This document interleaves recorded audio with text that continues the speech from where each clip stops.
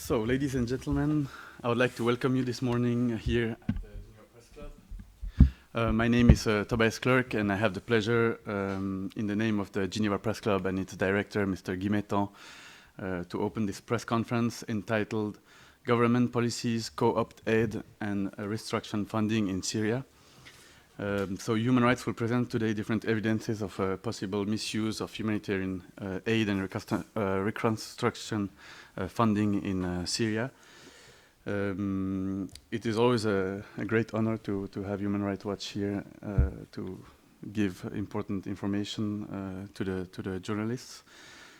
Before giving the floor to Mr. Jan Koy, the Deputy European Media Director for Human Rights Watch, I would like to ask you to sign our golden book and to receive a little present, which are the Cartoon for Peace book. Thank you.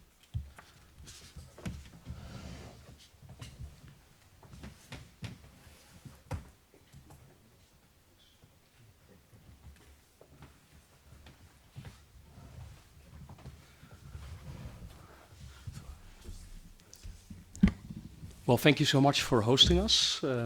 We also really like being here. The occasion is the report Rigging the System. The author is Sarah Kayali, she's there, our Syria researcher. And Ken Roth, the Executive Director of Human Rights Watch, and Sarah will talk you through the main findings of the report. And that we're here in Geneva has a reason. They will also address that. So without further ado, I will just give Ken the floor for the introduction. All right. Well, thank you, Jan, and thank you for hosting us again, Tobias. It's been more than 8 years since the armed conflict in Syria broke out. And, it's been a horrible 8 years. There have been hundreds of thousands of people killed, millions displaced, and the country's infrastructure has been completely devastated.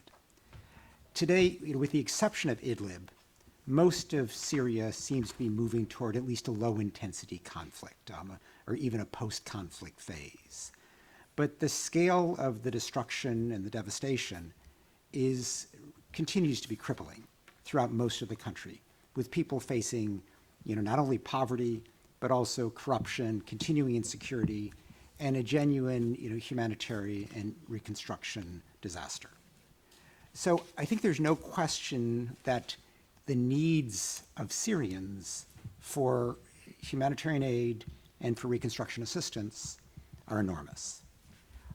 Just in the last calendar year, 2018, $2.2 billion were spent on humanitarian assistance, the largest providers being the United States, the United Kingdom, Norway, Germany, and the European Union. The current year, $3.3 billion has been requested. So these are big figures reflecting the enormous need. Meanwhile, if you listen to the World Bank, roughly 1/3 of Syria's infrastructure has been either damaged or destroyed. So as this report shows, despite these enormous needs, too much of the funding going to Syria is not going to the people who most acutely need it.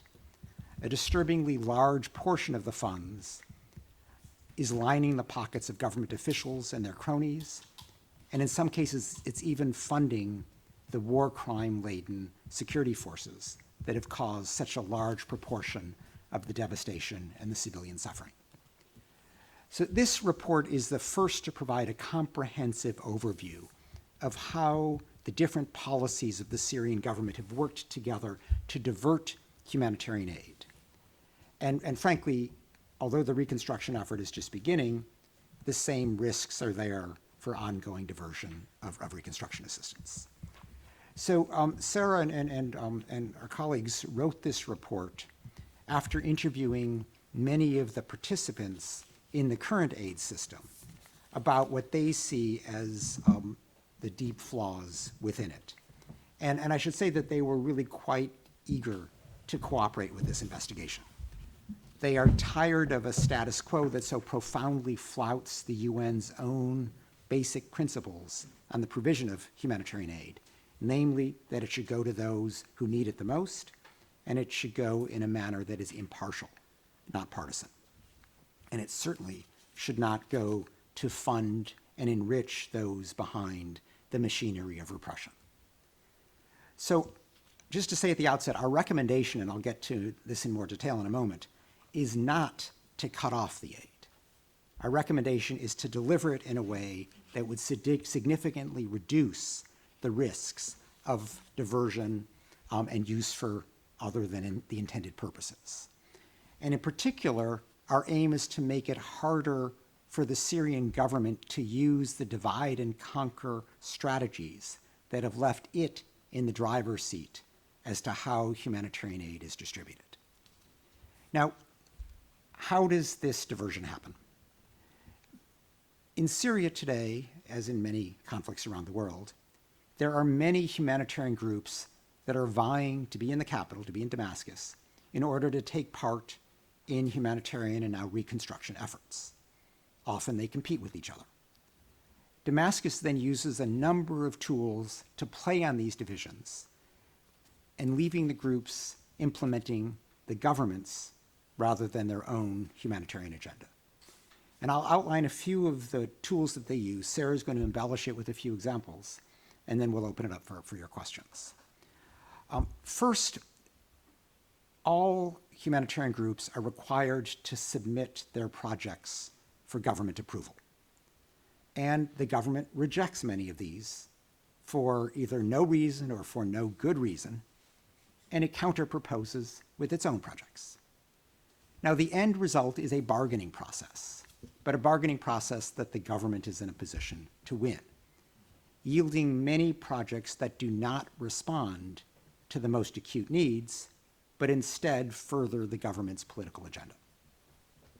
Just to give one quick example, in eastern Ghouta, the enclave near Damascus that was besieged for many years, until just the last year, once the siege was lifted, there were enormous needs. But the government insisted that the bulk of the humanitarian aid be diverted to Harashta, where there was relatively little need, but it was seen as an enclave or a city within the enclave that had largely government loyalists, as opposed to Douma, where the need was vastly greater, but the population was seen as largely made up of residents who had lived in areas held by anti-government forces and had not evacuated. So it reflected the politicized agenda behind the government's approach. Now, a second tool the government uses is to severely restrict access and visas for international staff of humanitarian organizations, and even for UN agencies. So for every field visit, the Ministry of Foreign Affairs has to give permission. And again, many requests are denied or just left wholly unaddressed with no reason given, restricting the organization's ability to engage with beneficiaries to determine, what the most acute needs are and to ensure that those needs are being met as projects are underway. This withholding of visas or withholding of permission to visit a site is also used to punish organizations that don't play along with the government's agenda. So if you insist on being too independent, if you insist on adhering too closely to the UN's rules on the impartial delivery of humanitarian aid, you are unable to continue working because your personnel is blocked.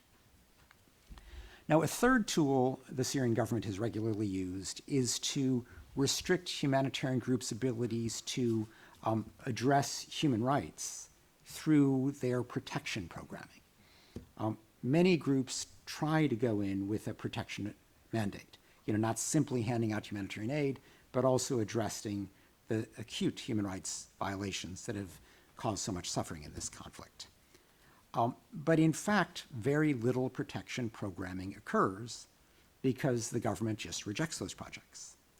Or when it does occur, it tends to be on softer issues, things that are not seen as controversial, things that are not at the heart of the government's war crime strategy to try to prevail in this war. Now, a fourth thing that the government does is that it insists that humanitarian projects be carried out through approved local partners. And the local partners have to be okayed by the foreign ministry working closely with the Ministry of Social Affairs. And needless to say, the the beneficiaries, the groups that survive this vetting process, tend to be the ones that are sympathetic to the government. Indeed, some of these local partners are actually directly linked to rights abusers, people who have been sanctioned by the international community or people against whom there's significant evidence of complicity in serious war crimes. So these are the kind of tools that have been used over the last several years to make sure that humanitarian groups are pursuing the government's agenda rather than their own humanitarian agenda. And there are a few things that are, shall we say, added problems, added risks that we foresee as reconstruction assistance begins. The first is that the government has adopted a series of laws and decrees enabling it to seize property without due process and without compensation. And what we've seen is that these decrees and laws have been applied foremost to property of refugees and displaced people. That is to say, people who are seen to have fled the government and therefore are presumed opponents. So one big question is, if you are engaged in a reconstruction project, whose land was this? And was it taken fairly or not? Second, return by refugees and displaced is being arbitrarily restricted.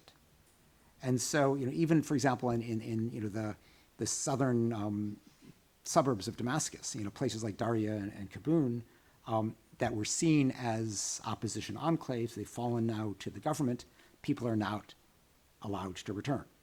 And again, this very much affects the reconstruction effort, because for whom are you reconstructing? Is it only for government loyalists, or is it for the people who the government is trying to entice back? There is the ongoing risk of partnering with abusive officials, because as you can imagine, the aid effort is one thing. Often local NGOs that are in effect gongos or government linked NGOs. But as you move into the reconstruction business, this is big business, and the reconstructing partners are again inevitably government cronies or they could be Iranian or Russian firms that are tied to the abuses of those governments. So there's this added risk of spending money on local contractors who are themselves directly linked or complicit in these abuses. And then there's a final issue of what are you constructing? Because it's one thing to construct homes or to reconstruct the hospitals that have been routinely targeted by Syrian and Russian forces. But what if the reconstruction effort is to the prisons that have yet to be emptied, that continue to receive people arbitrarily where they're tortured and often executed?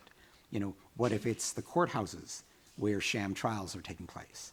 What if it's the police or security facilities that are playing a key role in continuing to pick up people even who are returning from abroad? So there's this added issue of reconstruction of what? Are they reconstruction of humanitarian needs, or is it reconstruction of the machinery of repression?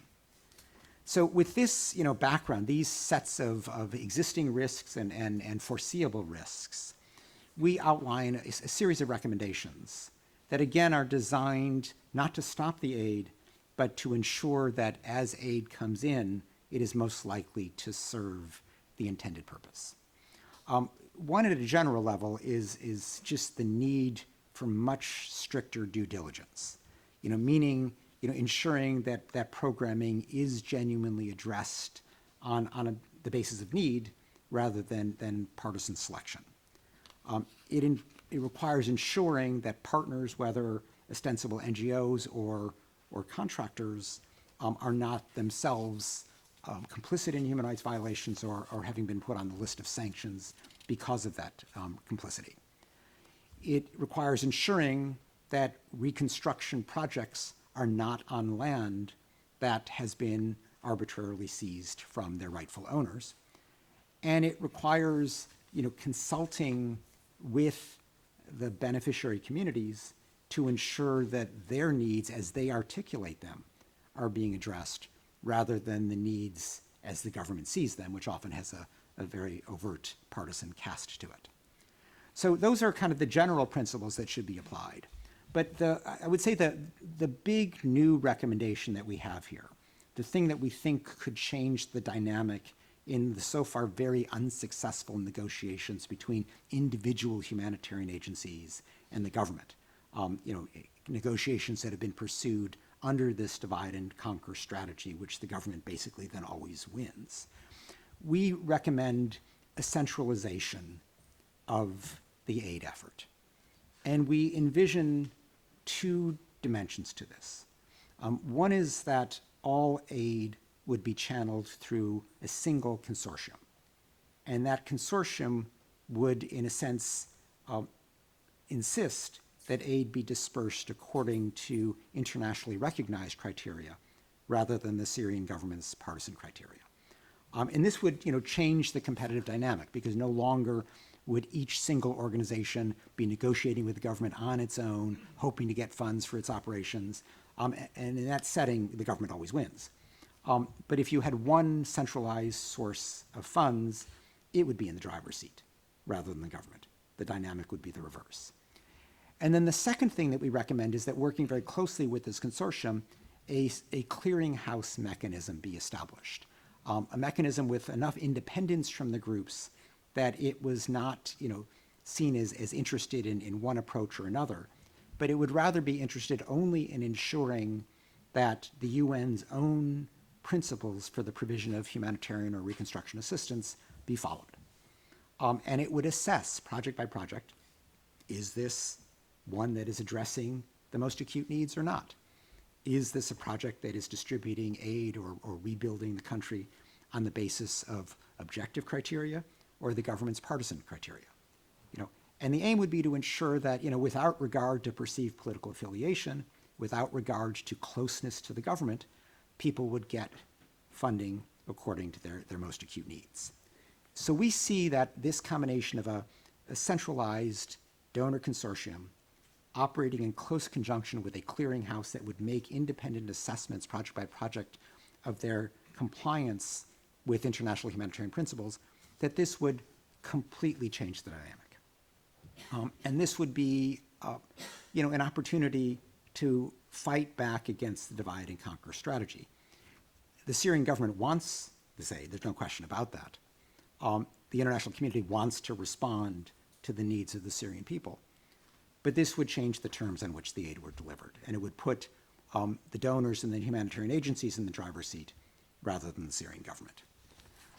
One final point is that it is necessary to observe certain red lines, and we see the clearinghouse mechanism as being willing to do this, because given the serious risks of the government diverting aid, sending aid to help it rebuild its machinery of repression rather than to meet the needs of the people, given the risk of reconstruction being done on the property, on the land, in the buildings that have been seized from refugees and displaced, there is a need for each project to be assessed.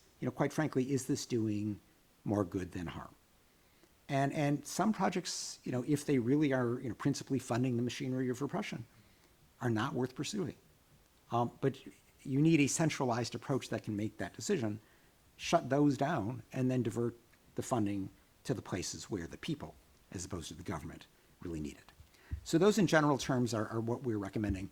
Sarah's going to outline some of the case illustrations of this from her considerable time studying the country, and then we'll open it up for your questions. Thank you, Ken. So I think the starting point for us is that really the concerns underlying the report and the reason this report was authored is, at the end of the day, what we want is for Syrians to be able to attain their rights and basic needs. And what we've seen in doing the research for this report is that this set of policies and legal frameworks essentially prevents that from happening. In one particularly stark example, a UN agency had decided to partner with a pre-vetted local organization. This local organization was actually affiliated with the National Defense Forces, an abusive militia that had executed and extrajudicially executed and abused a good segment of the Syrian population and caused a lot of suffering. When a technical officer inside the UN agency had raised this, her supervisor said that they had to partner with this organization, otherwise they wouldn't be able to implement the project. 6 months later, on a rare field visit to the area where the project was being implemented, the aid agency found out that for the past 6 months, this local organization had been pocketing the money and forging the signatures of the beneficiaries. So it's examples like these that really show you what the risks are with regards to partnering with local actors that have not just been pre-vetted by security forces, but who are closely linked to human rights abusers. We've also, as Ken mentioned, we've also seen that the Syrian government has used its ability to approve visas and access requests to punish agencies that say things that they don't like. For example, a UN agency had actually referenced areas that were hard to reach but had been retaken by the Syrian government. The Syrian government was offended to find that there were areas under its control that are hard to reach. And as a result of this, stopped or delayed the visas of a number of the staff members of the aid agency until they capitulated. So when you have restrictions like this in place, it's understandable that many of the humanitarians, many of the donors will actually hesitate to bring out these problems. So this report should act as an opportunity for both humanitarians, donors, and investors to come clean about the challenges that they're facing in operating in the Syrian government and adopt a collective and unified approach towards the Syrian government and towards the restrictions that are being applied. These examples, these are only a few examples, but they are indicative of the risks associated with operating in areas that are held by the Syrian government. Thank you, Sarah. Thank you, Ken. I would like maybe to open the floor for questions. So please raise your hand and introduce yourself for questions. Should I use this or? Okay. So my name is Muhannad Sharabati. I'm from the Syrian Legal Development Program, the Human Rights and Business Unit. Actually, first of all, I would like to thank you for the presentation and for a very interesting report. We've been working on similar issues. We've been working particularly on human rights sensitive procurement. We've been doing kind of financial investigation to see who's winning the bids in Syria, who are the supplier of human rights of the organization in Syria. So my question, actually, I'm just like wondering what your thoughts are on well, not on just like programming the organization, but also like the procurement kind of things. So I mean, Sarah maybe mentioned that the regime, some of the humanitarian NGOs, especially also like the UN agency, have partnership with the Syrian regime crony. They have paid a lot of money to this maybe perpetrator of a human rights violation and international crime. So I would like to hear your thought on this. Yeah, I think that's definitely one of the issues that we see, particularly on this, in terms of, and that's why one of our recommendations actually is to conduct due diligence and vetting. As you know, individuals or entities that are sanctioned by the EU or the US, the UN is not bound by those sanctions. They've recently started vetting their primary partners, but their secondary partners continue not to be vetted. So you can actually continue to outsource certain contracts to secondary partners that could very well be linked with human rights abusers. So that's actually a key recommendation of this report, is that the starting point is find out who you're working with. if that person's a human rights abuser, if that entity is a human rights abuser, then you shouldn't be partnering with them. To many, that is actually the sort of the first defense against financing a machinery of repression.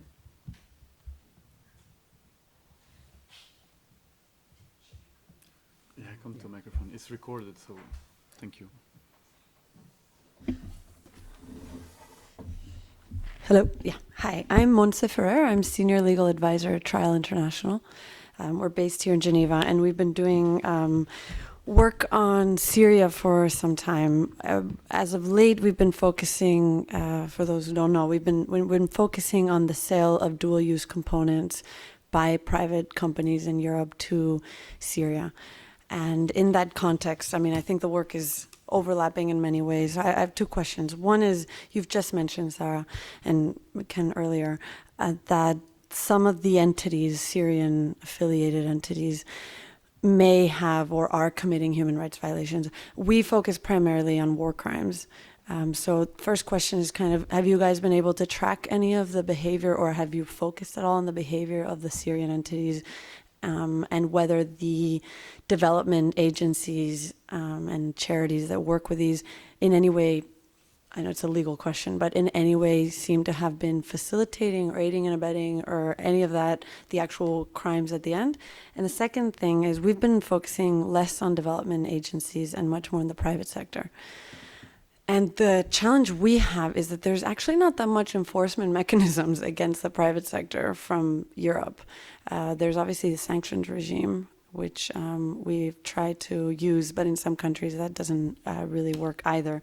So from the private sector specifically, so not just development agencies, do you see, for example, Ken, you talked about 2 recommendations, do you see the private sector participating in that, specifically the clearing house mechanism or centralization aid effort? Do you see the private companies also participating in that, or do you see any discrepancy in those recommendations? Thank you.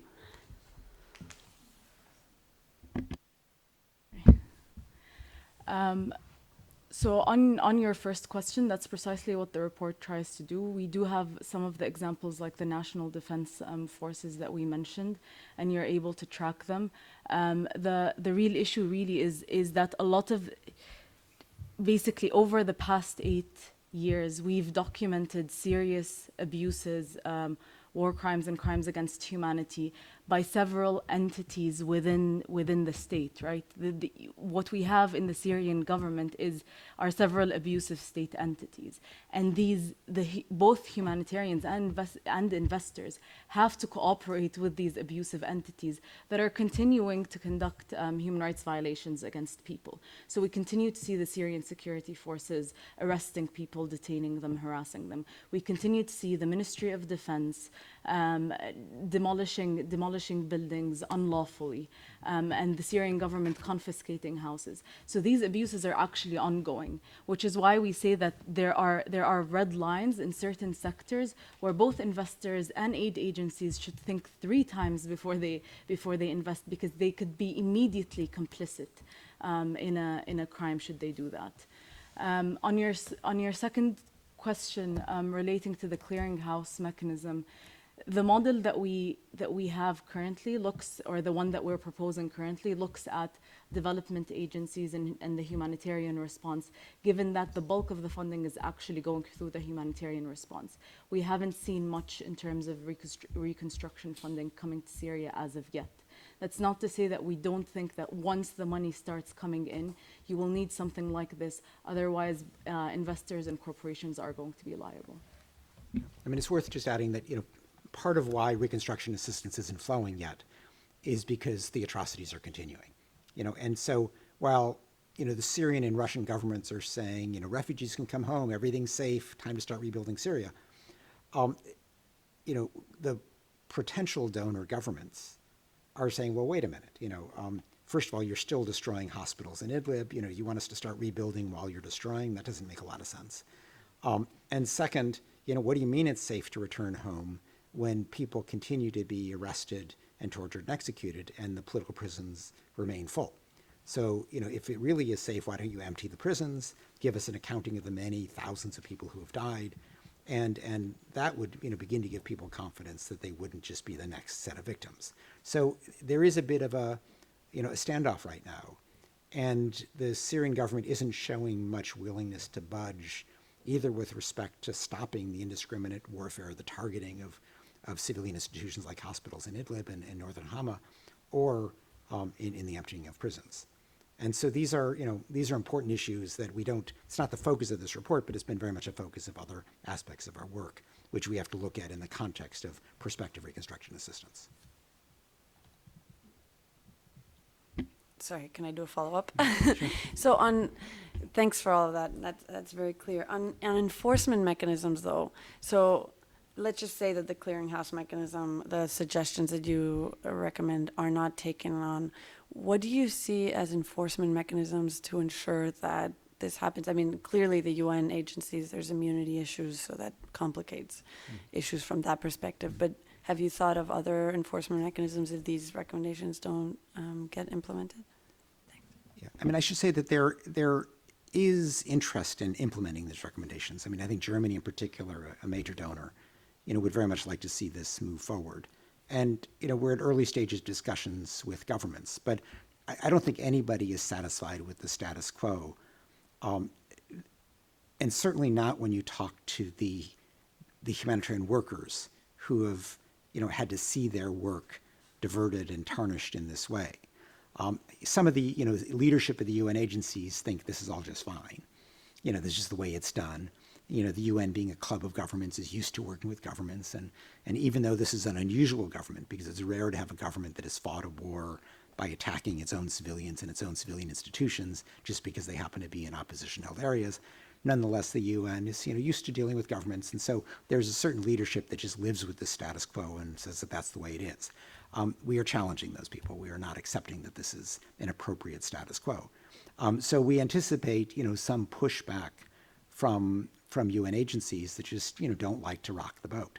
And I would certainly, encourage everyone to approach them and say, what do you think about this? And why do you think the existing approach is adequate, given how partisan and the approach has been and how much diversion of aid there has been? Isn't there something wrong with allowing so many funds to be, taken up by the security institutions that are destroying the country that you're ostensibly trying to rebuild or remedy with humanitarian aid? So we envision this being a conversation, if not a debate, going forward. There are many who are unhappy with the status quo and want a different approach, but we recognize that there are certain parties, not only the Syrian and Russian governments, but also certain UN agencies at the top that are happy with the way things are and don't really want to rock the boat. Thank you.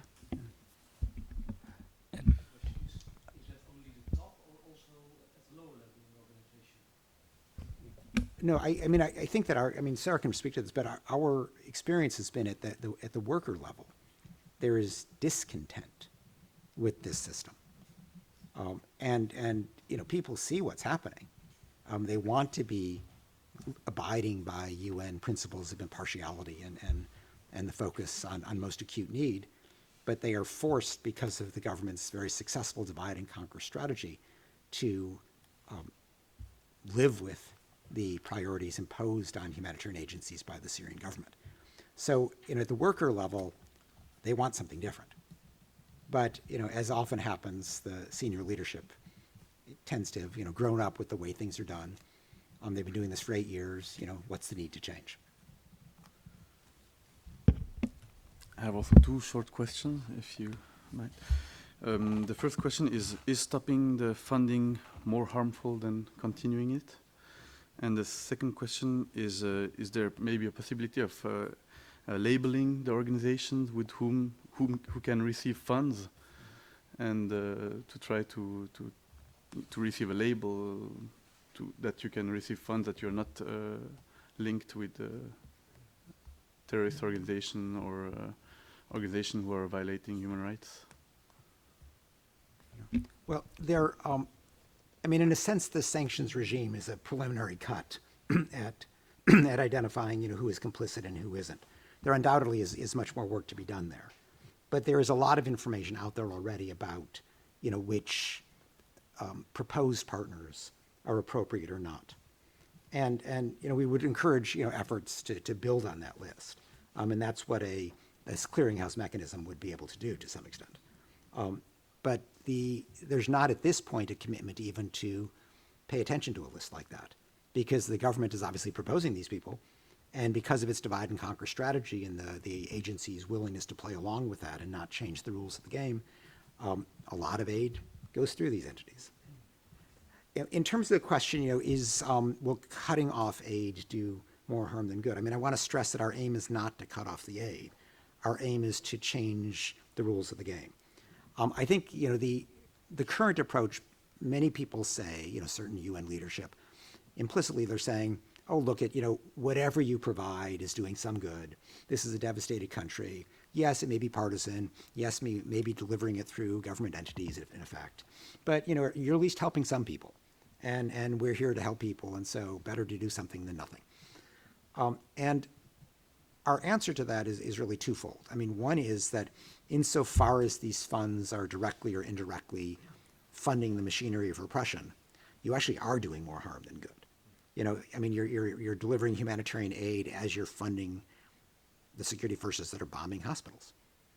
So there's a need to look at, objectively, the harms and the benefits, and there are considerable harms to the current approach. So the assumption that throw humanitarian aid at a country and it's better than nothing, doesn't necessarily work if so much of that is diverted to fund the war effort, especially such an abusive war effort here. But more to the point, to say, oh, we're doing more good than harm under the current system is a lack of imagination, because you can conceive of a different way of doing it, which is what we try to propose in this report, that allows the funding to still go, but much more of it to go to the people in need rather than the abusers and the cronies and the corrupt officials. And so that's what we're trying to propose. The issue is not, are you doing more good than harm now, but can you do still more good and less harm by doing it differently? And that's what we're trying to propose.